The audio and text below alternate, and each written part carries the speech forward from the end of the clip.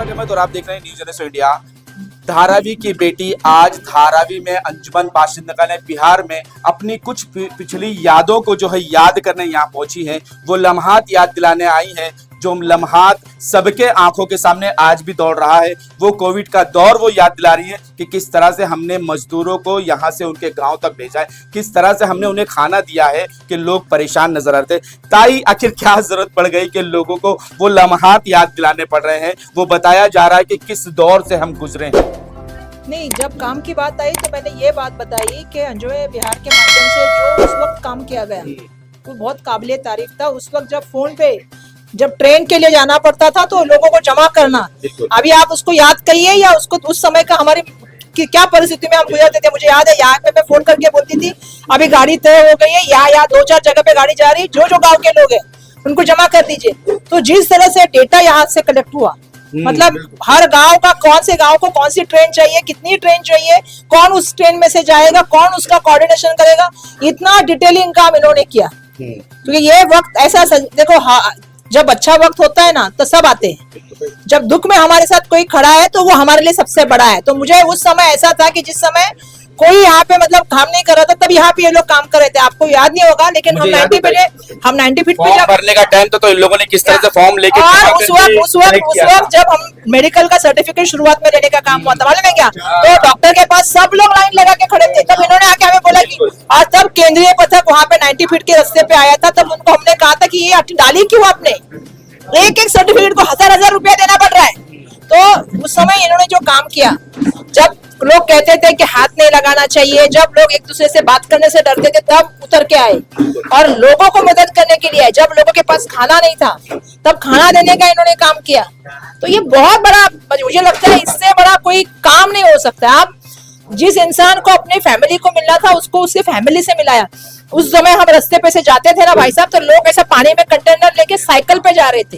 वो वक्त हमने देखा है, उस समय ये लोग काम कर रहे थे। तो जो अच्छा काम करता है उसको अच्छा बोलने की भी हिम्मत होनी चाहिए। लेकिन ताई, इनके पीछे सबसे बड़ा हाथ तो आपका था, पूरा सपोर्ट आपका था। अगर सपोर्ट नहीं होता तो शायद ये यहाँ तक नहीं पहुंचते। देखो, सपोर्ट तो एक माध्यम होता है, पर खुद एक जिद होनी बहुत जरूरी होती है। खुद की जान खतरे में डालने की एक मतलब क्या को, अभी लोगों ने तो यही सोचा ना, हर कोई हर किसी की फैमिली है, लेकिन लोगों ने ऐसा सोचा कि हमारे जो लोग हैं उनको घर तक जाना चाहिए।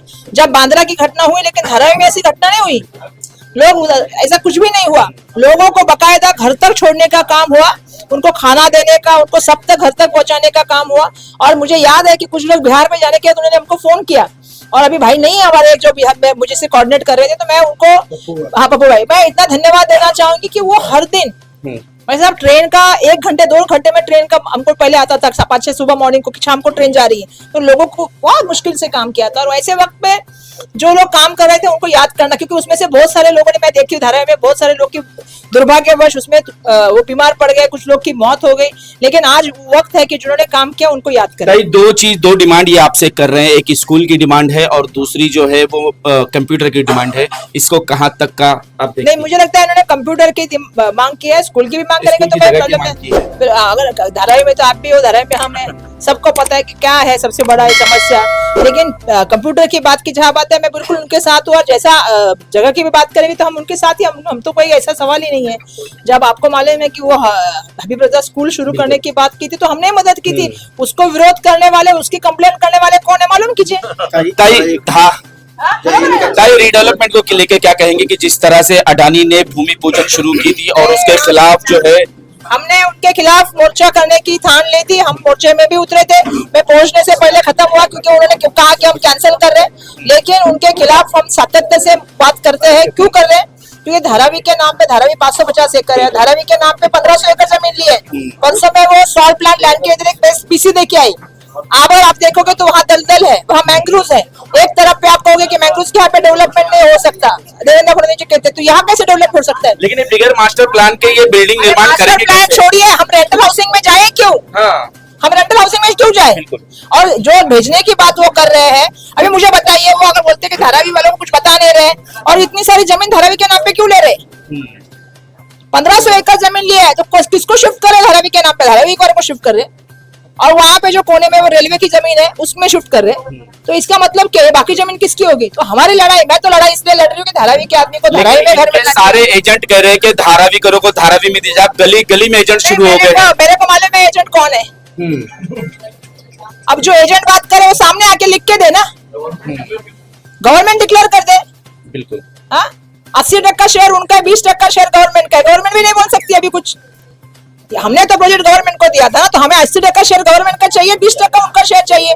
अब ये जो कटआउट भी दे रहे हैं, सब जगह पे लगाने का काम हो रहा है, मंडल को पैसा जा रहा है। जैसा आपने कहा कि पुलिस स्टेशन से निकले जितने भी लोग हैं, स्पेसिफिक कह रही हूँ, पुलिस स्टेशन से निकले जितने भी लोग हैं, उनको कहा जाता है कि पैसा दे के भाई तुमको इतना पगार है, तुम काम कर। तुम तो पगार के लिए काम कर रहे हैं, लेकिन हमारे लोग के लिए हम लड़ रहे हैं ना।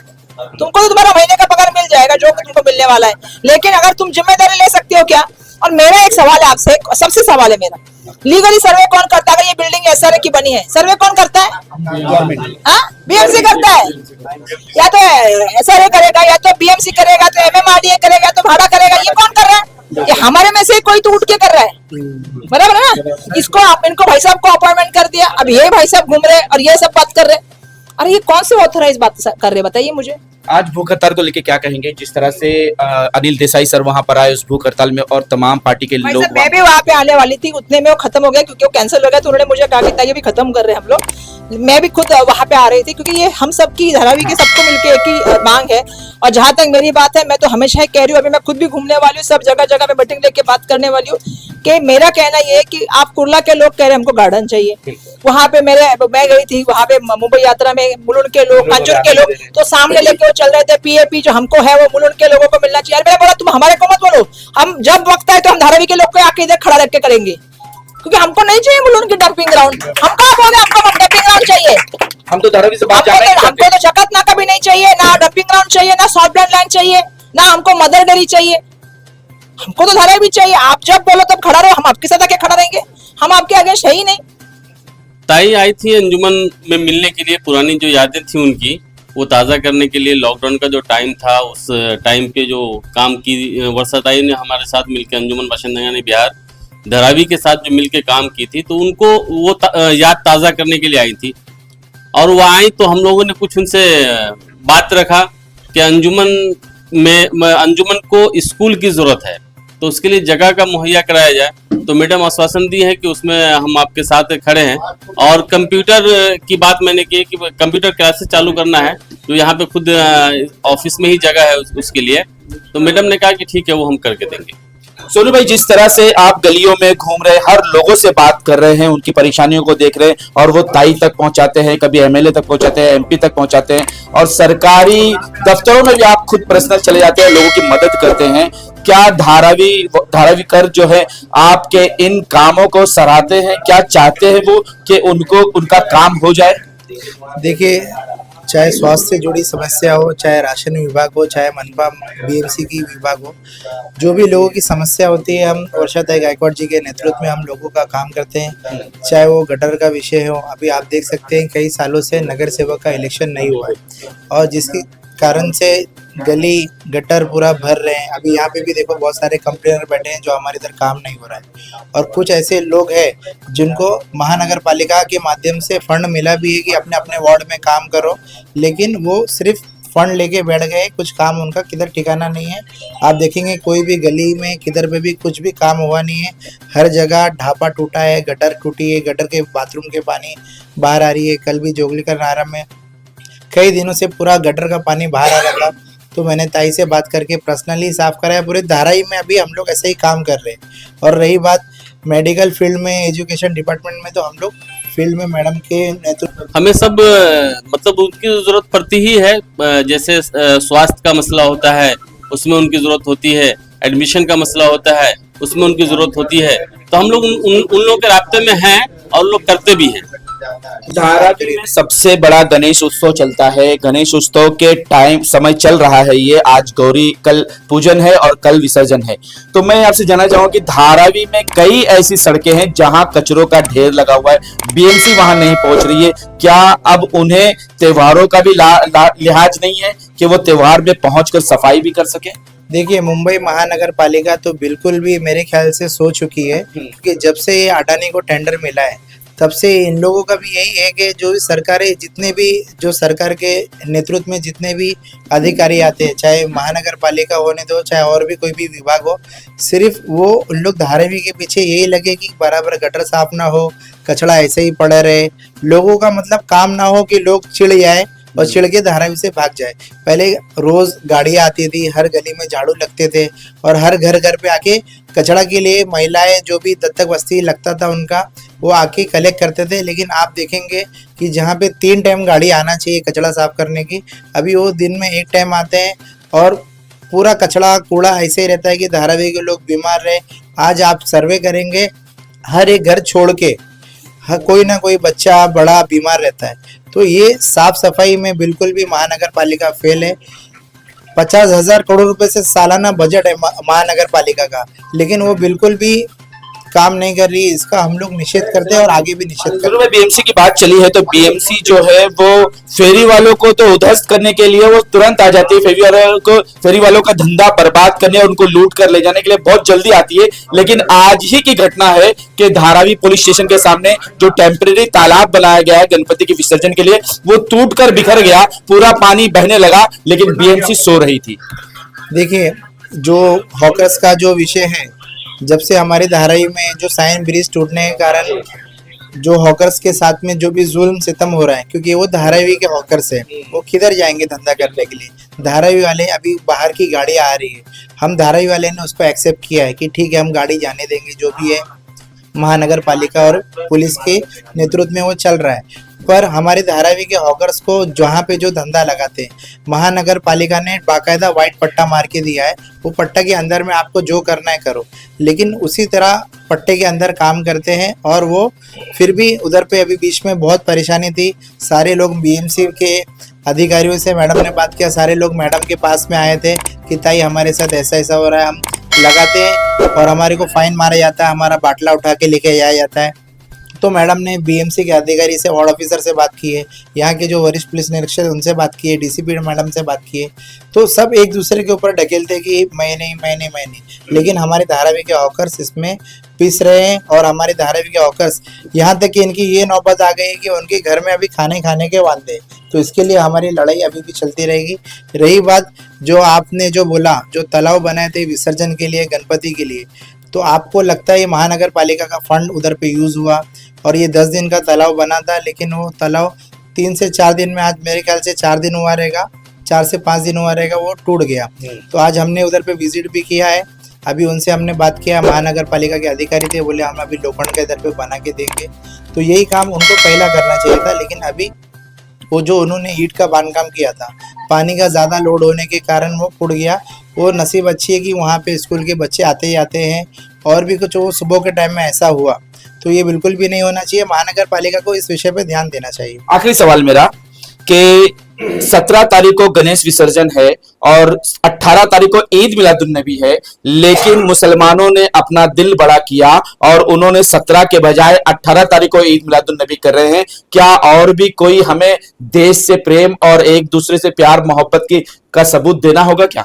यही हमारी एक भाईचारा एकता है, जो हमारे बड़े बुजुर्ग ने और औलिया कराम ने हमको सिखाया है कि हम सबको मिलजुल के रहना है, हम सब एक है।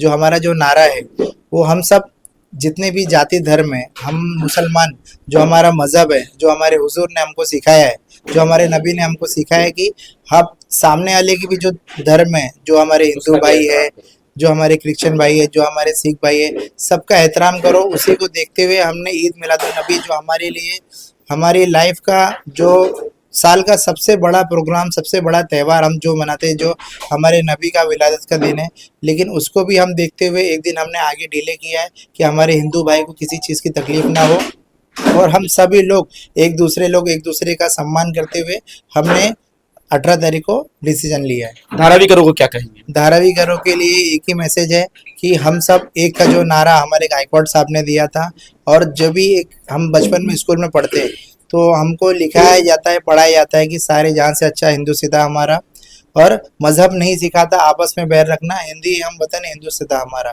तो सारे लोग मिलजुल के रहे।